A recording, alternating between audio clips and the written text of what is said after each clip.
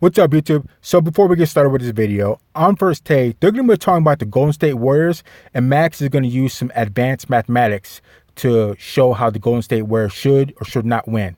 So let's see what they have to say about that. Has Durant played his final game with the Warriors? I think so. Because I've got the Golden State Warriors losing this series. Now, obviously, I could be wrong, and Max is going to tell me why, and that's fine. I must admit, Max Kellerman, I'm just locked in.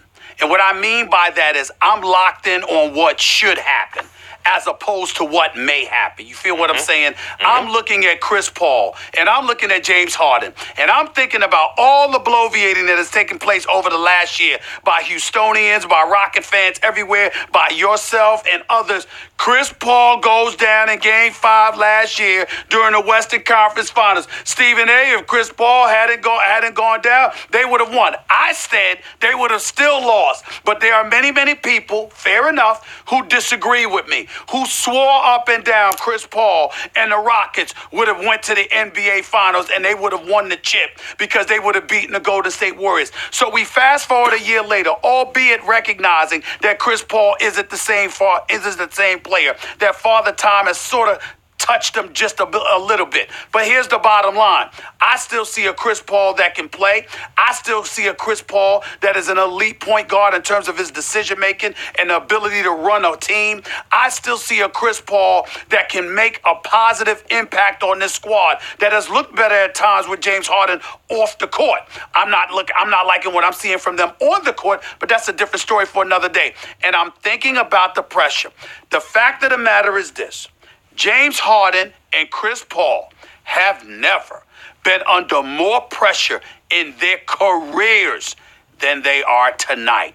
And if they win tonight, then they'll be for Game 7. For the Golden State Warriors, with Iguodala older, with Sean Livingston older, with their bench virtually depleted, with Boogie Cousins out, and now you've got Kevin Durant, clearly your best player, one of the top 2 players on the planet Earth, as far as I'm concerned, out for the rest of this series. It is the greatest opportunity Chris Paul and James Harden have had in Chris Paul's career and in James Harden's career with Houston. It is the greatest opportunity they have ever had to get to the finals. And you don't get it done, and you get paid $65 million as a starting backcourt, no one will ever let them. I'm not talking about Stephen A. here. The basketball world will never let them live it down. You got to show up and you got to show out, especially tonight. My God, you lose the series, that's going to be bad enough. But if you lose Game 6 tonight with Kevin Durant being out, they will not get over it. Nobody will let it go. And as a result of that reality, Max, I am saying you can't lose. And that's where I'm coming from with it. First of all, Kevin. So I don't understand what Stephen A. Smith and everybody else is talking about, how apparently the Houston Rockets are favored to win. So I don't understand. I thought it was 3-2 in favor of the Golden State Warriors. So that means Golden State Warriors only have to win one game. They have to win one game out of the 2. The Houston Rockets have to win 2 games. They have to get on a winning streak. So I don't understand who has the better odds. I'm pretty sure Golden State could win 1 out of 2 versus Houston Rockets winning 2 games straight on the Golden State Warriors, even without Kevin Durant. And this whole talk about, if, Chris Paul would have been playing last year, they would have beat the Golden State Warriors, yada. That's hypothetical. I could say the same thing about 3 years ago when Draymond Green was suspended with the whole deal with LeBron James. I could say that, the Golden State Warriors would have beat Cleveland that time if it hadn't been for Draymond getting suspended. But that's a hypothetical. That's nothing we really need to be bringing up or worry about anymore. We're at where we're at now. And the Golden State Warriors, they won before Kevin Durant got there. And I'm pretty sure the Splash Brothers can reminisce and bring up the old team that they used to be, the original team, and get one game out of the 2 against the Houston Rockets. So let's keep going. Durant is one of the 2 best players on earth. If you consider that the Freak and Kawhi are from Krypton or something, then I would agree that he's one of the 2 best players on earth. That was passionately and persuasively argued, Captain Smith. But allow Spock Kellerman to disabuse you. I like that, Max. To disabuse. So before Max gets into his explanation, Another thing that Stephen A. Smith talked about was Chris Paul being a factor. Well, Chris Paul hasn't really been looking like a factor, especially the last game when he only got 11 points and went 0 for 6 for 3 points, 3-point shots. I mean, so I don't understand why Houston is favored to win when they're down a game. They have to win 2 in a row. Chris Paul's been playing like trash. So I just don't understand how they're favored to win. So I don't know. Let's hear what Max has to say. Let's keep going. You have some notions. Let me allow. I'm not even going to do it myself. A walk-in talk. I'm going to allow the immutable laws of math to make my point for me. According to BPI, Take it away, bro. Basketball Power Index. Floor I is know how yours. much you like math, and so I'd like to reduce this sports conversation into math. BPI ahead, gives bro. the Rockets. I like they say this. the Rockets are 61% likely to win tonight. Right. 61. They say if they win tonight, 61% likely. They are 35% likely to win at Oracle. They give them a little better than a 3-to-1 chance, right? Natural, this So professor role. equals 21% likely to win both games. That's a 1 in 5 shot, right? But let's say, as you so passionately argued, and I thought your passion was persuasive. Let's say you say Max. It usually is, but go ahead. Let's say you say Max. Let's be realistic about this. Forget BPI. They're talking about it now. If the Rockets force a Game 7, there is so much pressure on Steph and Clay and Draymond. They're not the same team. They've been beaten at Oracle in a Game 7 before, albeit by LeBron James and Kyrie Irving, but we've seen it before.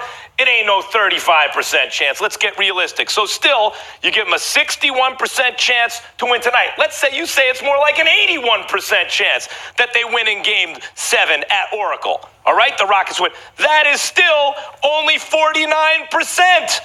Do you understand? They're still more likely than not to lose the series. If they're 5 times as likely to, they have a 5-to-1 shot to win. They're still more likely to lose the series. Even if they're huge favorites in both games. May I ask a Yeah, but let me say something real quick. So, like I said, I don't understand how Stephen A. has so much confidence in Houston when they're down a game. Chris Paul has been playing like trash. I mean, it just, I don't understand it. And the Splash Brothers, you don't think that one of those guys is going to start hitting? And if they both start hitting, that's going to be trouble. And if Draymond steps it up, I'm pretty sure those guys can get it together within 2 games. I'm almost sure of it. These guys have won before, and it might be a little bit better with Kevin Durant not being there. Because now we have the old team, everybody can get back and fall into the original places. And this will be the time for them to step it up and show that they're champions and show that they can take care of business without Kevin Durant. So, I don't know. Let's keep going. question, Max Kellerman? Yes. Spot Kellerman before Yes, you continue. Yes. Probability taken into consideration. Are there many teams throughout NBA history and throughout the history of sports that have debunked such things and still found a way to get it done despite the odds being stacked against them They have. from a numbers perspective? Is that true? They have. They have. So in other words, even though you're giving me probability, and I'm saying to you, I'm not ignoring the probability. I'm not disputing the numbers. I'm saying to you, if there's anybody that should be in position to debunk that, it should be Chris Paul and James Harden in this particular situation. No way. I don't understand where his reasoning is. Like I said, Houston Rockets have to win 2 games in a row. Golden State only has to win 1. Chris Paul, he's been playing like trash. Last game, had 11 points. Over 6 from the 3-point. I mean, absolutely terrible. I don't understand where all this confidence comes from. And the last time Golden State and Houston played against each other and Kevin Durant wasn't playing, Golden State still won. And they're at home, at Houston. Chris Paul was playing. James Harden was playing. They had everything going their way. And they still beat them. So I don't understand how all of a sudden now these guys are going to win 2 games in a row. With Chris Paul just magically going to start playing? You think Steph Curry and Clay are going to keep playing like trash? Especially now they don't have to step it up? I just don't see it happening. I don't see it happening. But let's keep going. Are you denying that that's possible? I would say that the pressure is on them. Stephen A. gets very sad when we do the math. Look, I would say this. I would say this. That's a good one. I like that. Yes. I like that, Max. I like that. I think you're rooting with your heart Right. here, as opposed to think. I agree. I don't want to see James Harden and Chris Paul get beaten now. I don't want to see that story written and these guys write their. Yeah, but Max, those guys wrote their own story. They wrote their own story because they had a perfect opportunity to take up Game 5, but they didn't take advantage of it. How many times were they tied up within the past, the fourth quarter? How many times were they tied up? How many opportunities did they have? So James Harden only took one shot in the last 9 minutes of the game.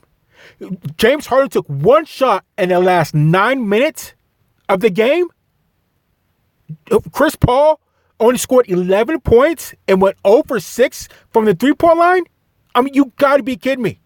Where does all this confidence all of a sudden come from all these guys? They didn't want to win. They wrote their own records by not doing what they were supposed to be doing and sealing the deal and taking advantage of a situation when they had a chance to. So if there's anybody to blame, it's their own selves. So let's keep going.